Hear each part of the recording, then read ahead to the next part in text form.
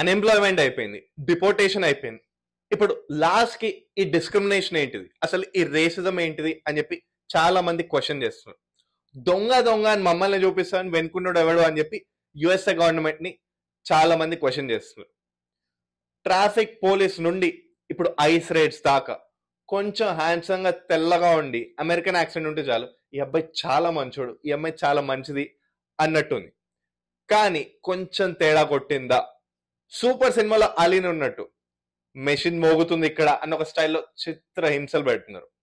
అనగనగా జార్జియా, అక్కడ వాల్మార్ట్ లో 56-year-old పర్సన్ మహేంద్ర పటేల్, అతను ఒక కిడ్, వాళ్ళ మమ్మీ కిడ్ ని క్యారీ చేస్తూ ఉంటే ఆ కిడ్ ఏజ్ 2 years, వాళ్ళ బాబు దగ్గర పోయి మే ఐ హెల్ప్ యూ అని నైస్ గా ఉండి సడన్ గా ఆ బాబుని లాక్కోవడానికి ప్రయత్నిస్తూ టగ్ ఆఫ్ వార్ లో వాళ్ళ మమ్మీ దగ్గర అతను he attempted to take our the kid, ఆ కిడ్ అబ్డక్షన్ చేయబోతున్నాడు అని చెప్పి ఈ స్టోరీ ఎంత నమ్మసక్యంగా ఉంది కదా.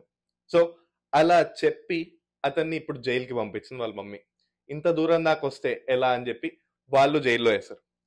కానీ ఒక్క సెకండ్ జూమ్ అవుట్ చేసి చూస్తే 20 angles లో సర్వేలెన్స్ కెమెరాస్ పెట్టినా కూడా ఎక్కడ ఆమె చెప్పింది లేదు. ఆ బాబు పడిపోబోతుంటే ఆ 2-year బాబుని ఇతను హెల్ప్ చేయడానికి వెళ్ళాడు.